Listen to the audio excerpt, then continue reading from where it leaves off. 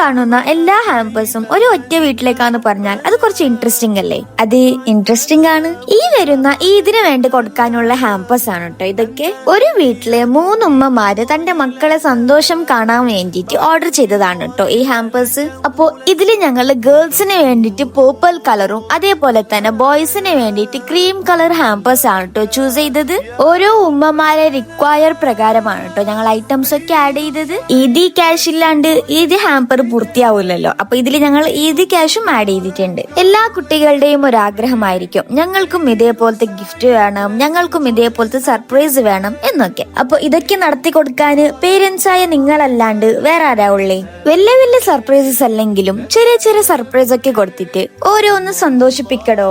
അപ്പൊ നമുക്ക് ഹാമ്പറിലേക്ക് വരാം. ഗേൾസിന് വേണ്ടിയിട്ട് കുറച്ച് ക്യൂട്ട് ആൻഡ് മിനിമൽ ആയിട്ടുള്ള ഐറ്റംസ് ഒക്കെയാണ് കേട്ടോ ഞങ്ങൾ ചൂസ് ചെയ്തത്. പിന്നെ ഗേൾസിന് മെഹന്തി ഇല്ലാണ്ട് ഒരു ഈദില്ലല്ലോ, അപ്പോ ഞങ്ങൾ ഇതിൽ മെഹന്തിയും കൂടി ആഡ് ചെയ്തിട്ടുണ്ട്. അപ്പോ ഇത്രയേ ഉള്ളൂ. ഇതാണ് നമ്മുടെ ക്യൂട്ട് ആൻഡ് മിനിമൽ ആയിട്ടുള്ള ഹാമ്പേഴ്സ്.